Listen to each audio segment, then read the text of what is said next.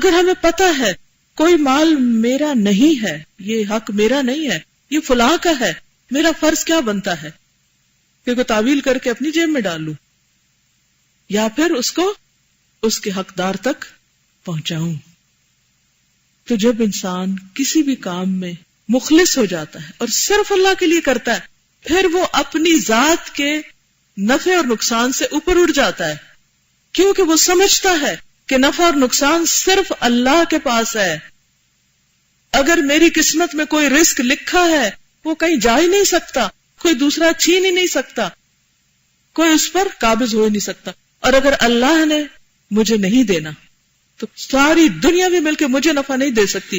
وہ لے کے بھی آئے گی تو میری نصیب میں نہیں ہوگا کہ میں اس سے فائدہ اٹھاؤں.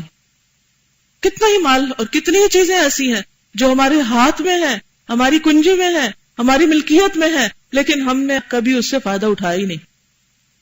پچھلے دنوں کوئی مجھ سے ملنے کے لیے آیا. اس نے کہا کہ میرے گھر میں کچھ چیزیں رکھی ہیں جن کو میں نے پچھلے 10 سال سے ہاتھ نہیں لگایا. میرا نہیں خیال کہ میں آئندہ 10 سال ان کو ہاتھ لگاؤں گی، اور مجھے اپنی زندگی کا نہیں پتا. آپ مجھے بتائیے کہ میں ان چیزوں کو کہاں دوں. یہ صرف وہ قصہ نہیں، یہ بہت سے لوگوں کا قصہ ہے. لیکن ہم میں سے کتنے لوگ ہیں جو یہ سمجھتے ہوں کہ 10 سال نہیں استعمال کیا یا 5 سال یا 2 سال بھی، تو آئندہ کب استعمال کرنا، اس کی تو باری نہیں آنی، اٹھاؤ اس کو اور آخرت کے بینک میں جمع کرا دو.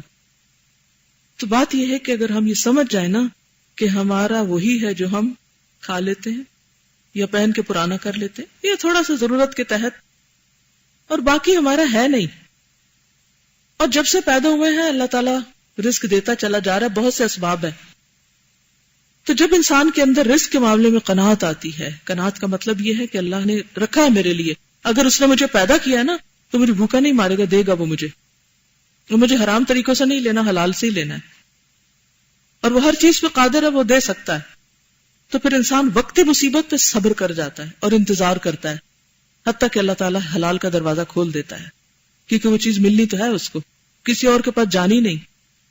ما اصابک لم یکن لیخطئک وما اخطأک لم یکن لیصیبک.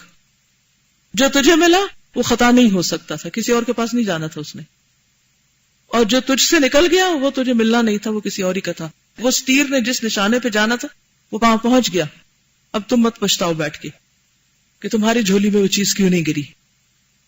تو حب دنیا، حب جاہ، حب مال اور حب اولاد، حب مخلوق، یہ تمام چیزیں ایسی ہیں کہ جو اللہ کے حق میں انسان سے کہیں نہ کہیں کمی کرا دیتی اور اس کے کاموں اور اس کے عمل کی کوالٹی کو خراب کر دیتی ہے، بلکہ بعض اوقات ستیہ ناش کر دیتی ہے.